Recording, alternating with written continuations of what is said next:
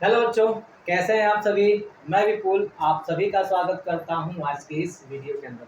बच्चों, जैसा कि हमारा ये आधुनिक भारत इतिहास का जो सीरीज चल रहा था और हम इसमें पढ़ रहे थे राष्ट्रीय आंदोलन के बच्चों, क्योंकि आगामी आने वाली सारी परीक्षाओं में राष्ट्रीय आंदोलन आपके लिए बहुत महत्वपूर्ण होने वाला है, क्योंकि इसमें से बहुत अच्छे क्वेश्चन पूछे जाते हैं जिससे कि आपके नंबर में इजाफा हो सकता है बच्चों। ठीक है ना।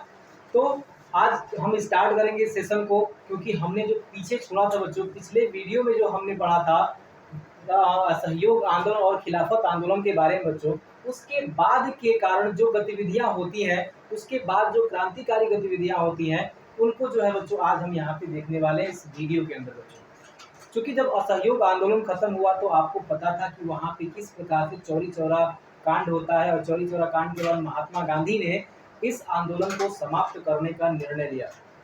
अब इस समस्याओं से उबरने के लिए बहुत सारे लोग गांधी जी से नाराज भी हो गए कि कहीं एक जगह घटना घटी, किसी अन्य पर्सन ने ये घटना किया और उसकी वजह से पूरे भारत का आंदोलन जो है समाप्त कर देना सही नहीं होगा। ठीक है।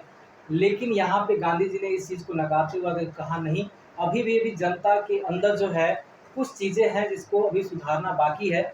जैसे कि अहिंसक जो प्रकृति है वो जनता को लानी पड़ेगी। हिंसक प्रकृति अगर आती है जनता के अंदर तो दिक्कतें पैदा हो जाएंगी। अंग्रेज जो है बहुत आराम से इनका दमन करके और भारतीयों का जो स्वशासन का उद्देश्य है उसको समाप्त कर देंगे बच्चों। ठीक है ना।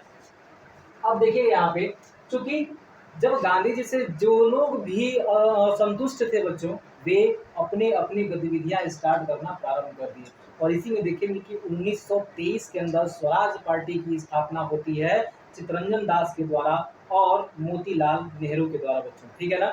इस बात को भी आप लोग याद रखेंगे, सारी चीजों को अच्छी तरह से। ठीक है। अब चलिए हम लोग देखते हैं यहाँ पे क्या कारण था इन क्रांतिकारी गतिविधियों के उदय के लिए। ठीक है। तो सबसे पहला जो कारण था बच्चों वो था युद्ध के बाद मजदूर एवं श्रमिक संघवाद का उदय होता है।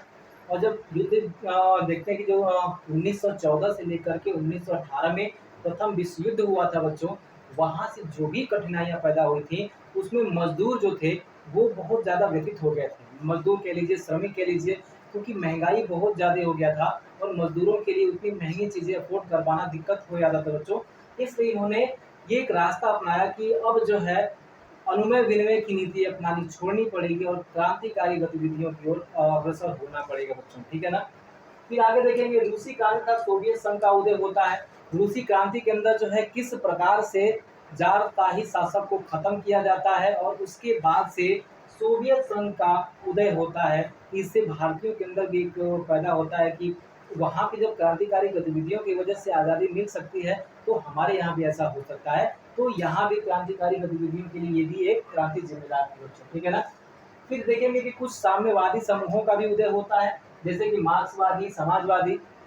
मार्क्स के विचार से भी यहाँ पे बहुत लोग जो है, जैसे कि आपके जवाहरलाल नेहरू हो गए, इसे आपके कह सकते खुद भगत सिंह भी जो है समाजवादी विचारधारा से बहुत ज्यादा प्रेरित थे बच्चों यहाँ पे। ठीक है ना। तो इन चीजों को भी आपको यहाँ पे देखना पड़ेगा। ठीक है। तो फिर देखेंगे आप कि क्रांतिकारियों द्वारा प्रकाशित कुछ पुस्तकें व पत्र पत्रिकाएं भी जो हैं वो बहुत ज्यादा प्रेरित करती हैं बच्चों, कह सकते हैं कि इस क्रांतिकारी गतिविधियों के लिए। इन पत्रिकाओं में एक पत्रिका थी बच्चों सचिंद्र सन्याल जी की बंदी जीवन। याद रखिएगा, इसके बारे में बहुत ज्यादा पूछा जाता है बंदी जीवन, और इसे क्रांतिकारियों का बाइबल भी कहते हैं। यानी कि कहीं ना कहीं क्रांतिकारियों ने इसी पुस्तक से या इन प्रकार की और सारी पुस्तकों से वो प्रेरित हुए और प्रेरित होने के बाद जो है वो क्रांतिकारी गतिविधियों के लिए वो अग्रसर होते हैं बच्चों। ठीक है ना। फिर आगे चलेंगे शरद चंद्र चटर्जी की तरफ। इनकी भी एक बहुत ही महत्वपूर्ण पुस्तक है बच्चों पाथेर दाबी, आप याद रखिएगा।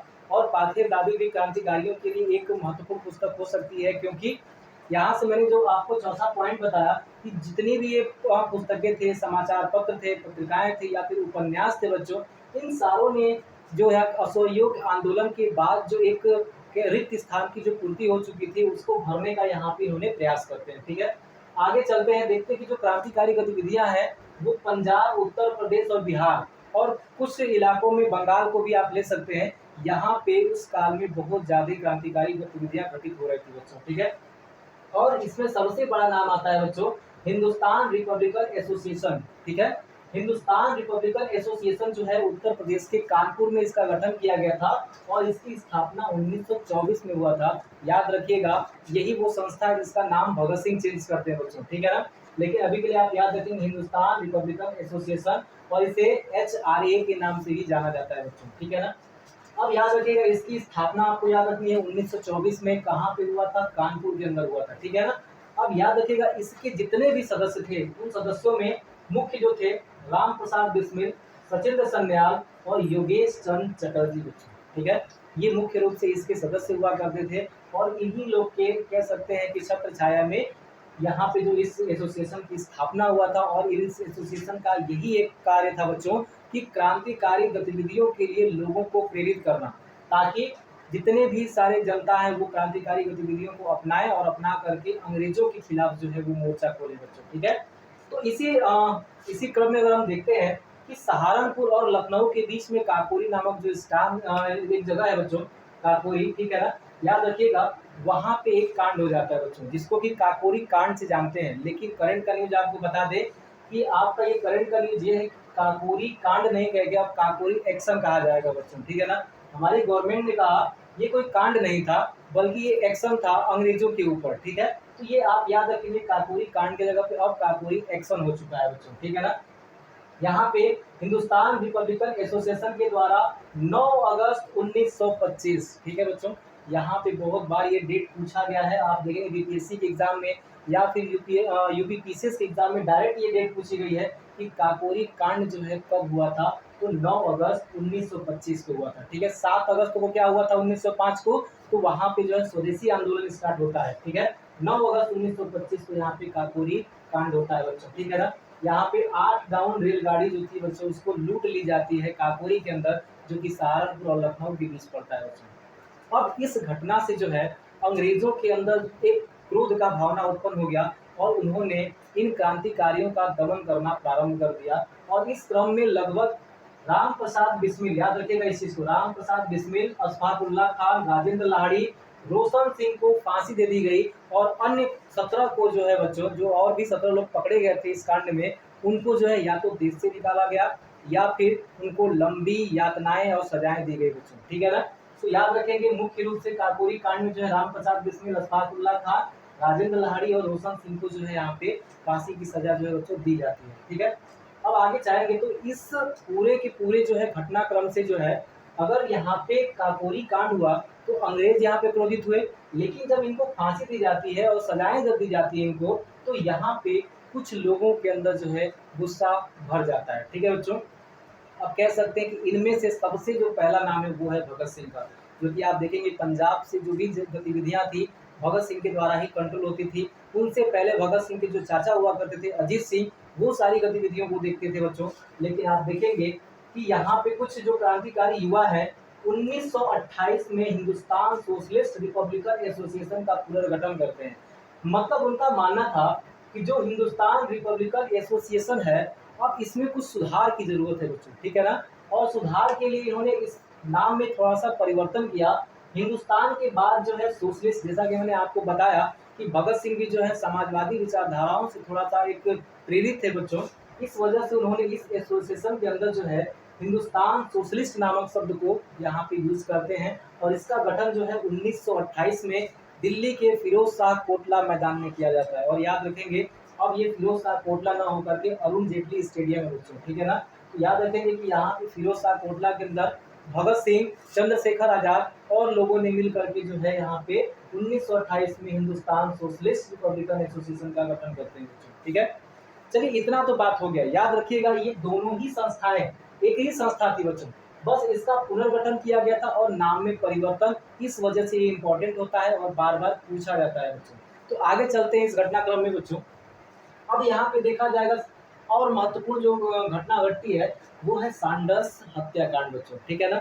ये सैंडर्स की हत्या क्यों की गई, क्योंकि जब साइमन कमीशन हमारे भारत में आया था बच्चों, उस समय बहुत सारे जगहों पे विरोध प्रदर्शन किए गए पूरे भारत के अंदर बच्चों। और उसी में जो है लाला लाजपत राय भी जो है लखनऊ के अंदर ये विरोध प्रदर्शन कर रहे थे और वहाँ पे उनको लाठीचार्ज कर दिया गया था सैंडर्स के द्वारा। सैंडर्स ने जब उनके ऊपर लाठी चार्ज करवाई तो उस लाठी चार्ज की वजह से उनको एक गहरा आघात लगा बच्चों, और उसकी वजह से वो मर गए। ठीक है, मरने के बाद जो है बहुत सारे जो कह सकते हैं कि हिंदुस्तान सोशलिस्ट रिपब्लिकन एसोसिएशन के सदस्य थे वो क्रोधित हो जाते हैं। अब याद रखिएगा, भगत सिंह समाजवादी विचारधारा से प्रेरित थे, वो कभी भी अहिंसा नहीं करना चाहते थे, हिंसा नहीं करना चाहते थे। लेकिन जब यहाँ पे लाला लाजपत राय की मृत्यु हो जाती है, अब इनके या इनके जो भी सदस्य थे बच्चों, उनका दिमाग खराब होता है और उसके बाद क्या करते हैं कि इन्होंने सैंडर्स की हत्या कर दी। याद रखेंगे 1928 में सैंडर्स द्वारा जो है लाला लाजपत राय पर लाठी चार्ज कराने की वजह से मृत्यु हो जाती है, और भगत सिंह, चंद्रशेखर आजाद और राजगुरु ने सैंडर्स की हत्या कर दी 17 दिसंबर 1928 को। याद रखिएगा, यहाँ पे जो है ये जो कांड हुआ था ये लाहौर के अंदर हुआ था बच्चों। ठीक है, सैंडर्स को जब गोली मारी गई थी ये लाहौर के अंदर मारी गई थी बच्चों, जिसको कि आज भी लाहौर कांड के रूप में जाना जाता है, लाहौर षड्यंत्र केस के रूप में ये चीज जो है आपको याद रहनी चाहिए थी।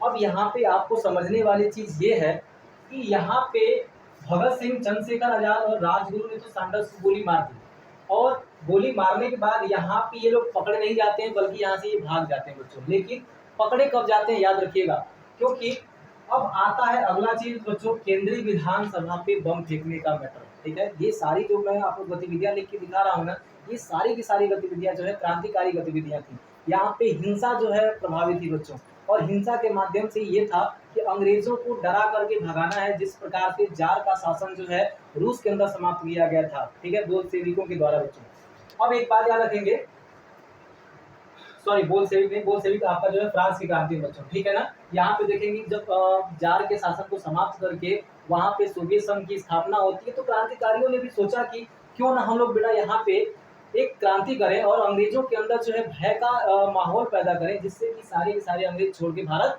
चले जाए। अब आगे देखेंगे यहाँ पे केंद्रीय विधानसभा में बम का जो मैटर होता है वो आखिर कारण क्या था।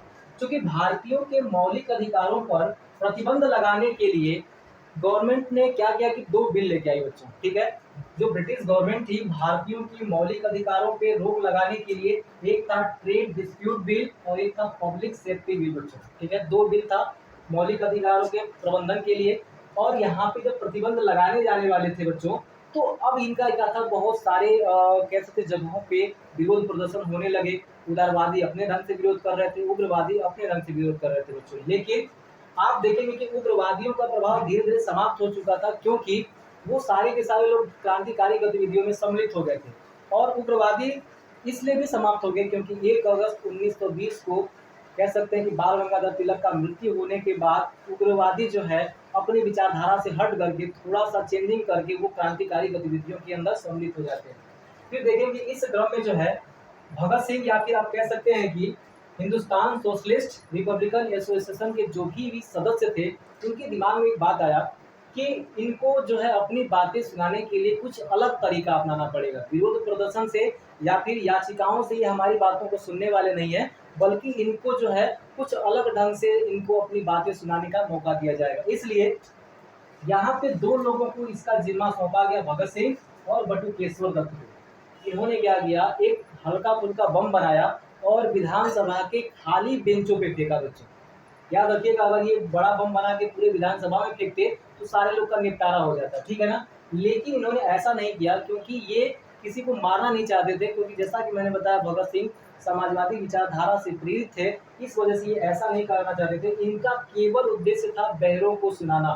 ठीक है बच्चों, ये आपसे क्वेश्चन पूछता है, बहरों का सुनाना जो है, जो कहेंगे ट्रेड डिस्प्यूट बिल और पब्लिक सेफ्टी बिल के ऊपर जो है इनका कह सकते हैं अंग्रेजों को अपनी बातों को सामने रखने के लिए इन्होंने ये बम फेंका था बच्चों। ठीक है, और यहाँ पे याद रखिएगा, अगर ये मारने के हिसाब से अगर फेंकते तो ये फरार हो जाते, जैसे कि सैंडर्स केस में हुआ था। सैंडर्स केस में मारने के बाद ये सभी लोग गायब हो गए थे, लेकिन यहाँ पे कोई भागते नहीं है बच्चों। न भागने की वजह से ये लोग पकड़े जाते हैं, और पकड़े जाने के बाद याद रखिएगा इस बम फेंकने के लिए इनको फांसी नहीं दिया गया था। इनको फांसी दिया गया था बच्चों ये सैंडर्स की हत्या के लिए, जो लाहौर षड्यंत्र केस के रूप में जाना जाता है। इनको जो है उस वजह से यहाँ पे कहेंगे कि भगत सिंह, राजगुरु और सुखदेव को जो है लाहौर षड्यंत्र केस के अंदर फांसी की सजा चलाई जाती है मुकदमा चलने के बाद। और ये फांसी होती कब है बच्चों, 23 मार्च 1931 को। और याद रखेंगे 23 मार्च 1931 के बाद 29 मार्च 1931 को कराची अधिवेशन होता है और उसमें महात्मा गांधी को काले झंडे दिखाए जाते हैं और सरदार वल्लभ भाई पटेल उस अधिवेशन के अध्यक्ष होते हैं। क्योंकि महात्मा गांधी से बहुत सारे लोग रुष्ट थे। जब 5 मार्च 1931 को गांधी इरविन समझौता हुआ था तो वहां पे गांधी जी ने एक प्रस्ताव रखा था कि हमारे सारे क्रांतिकारियों को छोड़ दीजिए। तो लेकिन इरविन ने कहा कि देखिए हम आपकी सारी बातें मानेंगे, केवल इन 3 को फांसी देने की बजाय। ठीक है बच्चों, तो यहाँ पे लॉर्ड इरविन ने लगभग सारी बातें मानी, केवल इन तीनों को फांसी रोकने के अलावा। तो यहाँ पे लोगों का गुस्सा ये था कि गांधी जी अगर थोड़ा सा और मेहनत करते तो शायद इनकी फांसी रुक जाती। लेकिन गांधी जी जो है, ऐसा नहीं था गांधी जी ने मेहनत नहीं किया था, गांधी जी ने बहुत बार बोला था कि नहीं ऐसा होना नहीं चाहिए, आप इनको छोड़ दीजिए। लेकिन गांधी जी के दिमाग में क्या था बच्चों कि वहां पे आप देखेंगे बहुत सारे क्रांतिकारी बंद थे। तो जैसे तैसे सारे क्रांतिकारियों को छुड़ा दिया गया, लेकिन इरविन जो था इन्हें छोड़ने के लिए तैयार नहीं था बच्चों। ठीक है ना। तो ऐसा नहीं था गांधी जी ने प्रयास नहीं किया, गांधी जी ने बहुत प्रयास किया इन लोगों को यहाँ पे फांसी ना हो। और लॉर्ड इरविन जब इस समय फांसी दिया गया तो आपसे क्वेश्चन पूछा जाएगा, क्योंकि सभी बच्चों को पता है कि भगत सिंह को फांसी कब हुई, लेकिन बहुत कम लोगों को पता है कि भगत सिंह को फांसी देते समय इस समय वायसराय कौन था बच्चों। ठीक है ना। तो लॉर्ड इरविन याद रखेंगे बच्चों। ठीक है ना। अब आगे चलेंगे। चंद्रशेखर आजाद भी जो है इससे पहले ही मर जाते हैं, क्योंकि चंद्रशेखर आजाद का एक आइडियोलॉजी था, आजाद था, आजाद हूँ, आजाद ही रहूंगा बच्चों। ठीक है ना। और वास्तव में ये आजाद ही रहे, इनको कभी भी जेल में नहीं डाला गया बच्चों।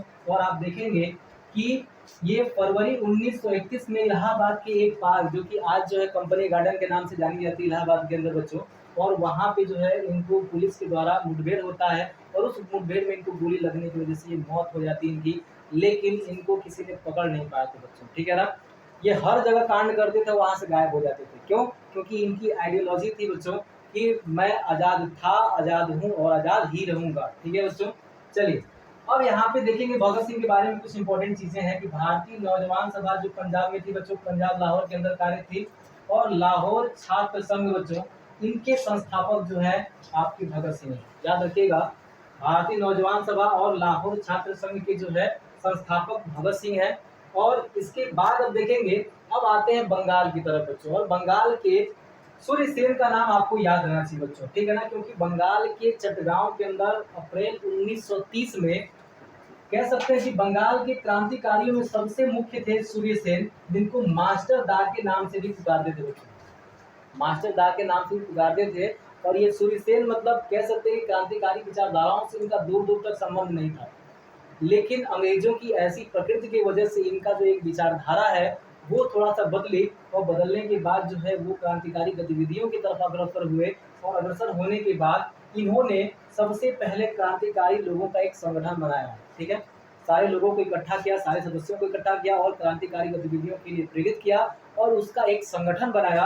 और संगठन बनाने के बाद सबसे पहला इनका टारगेट था कि सारे क्रांतिकारियों के हाथ में शस्त्र होने चाहिए बच्चों। और इस शस्त्र होने की वजह से इन्होंने चटगांव शस्त्रागार पे जो है हमला कर दिया। और कह सकते हैं कि चटगांव के अंदर जो है एक प्रकार का अपना स्वशासन वहां पे कर लिया, क्योंकि चटगांव के अंदर जो है बच्चों, चटगांव के अंदर जो है बहुत सारी जो चीजें हैं ना वो थोड़ा सा एक वे में होती रही। और होने के साथ साथ जो है आप कह सकते हैं कि सारी की सारी क्रांति गतिविधि आप देखेंगे यहाँ पे 65 सदस्यों के साथ जो है 1933 में गिरफ्तार हुए और 1934 में इसको फांसी दे दी गई। ठीक है। क्योंकि जब इन्होंने शस्त्रागार को लूटा है बच्चों, लूटने के बाद इनको जो है अंग्रेजों के द्वारा जब पकड़ ली जाती है, अंग्रेजी सेना जब बंगाल में आती है, पकड़ने के बाद बच्चों वहाँ पे 33 में गिरफ्तार होते हैं और 34 में इनको फांसी दे दी जाती है।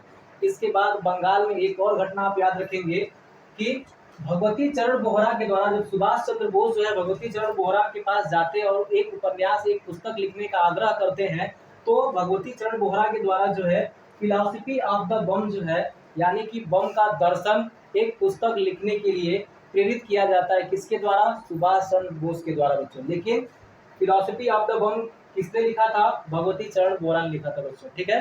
तो आज जो है ये सारी जो क्रांतिकारी गतिविधियों के बारे में जो भी इम्पोर्टेंट थिंग्स है बच्चों, वो सारा मैंने आपको कवर करने का प्रयास किया है। और आज जो है वीडियो कैसा लगा है कमेंट करके जरूर बताइएगा। माइक थोड़ा दूर रह गया, हो सकता है कि आवाज़ जो है कम आए, ठीक है बच्चों, तो इसके लिए थोड़ा सा क्षमा याचना है। पूरा वीडियो खत्म हो चुका है, इसलिए मैंने बीच में रुकाने की आवाज़ जो है कट करके आएगी बच्चों। ठीक है, तो आज के लिए इतना ही। जय हिंद।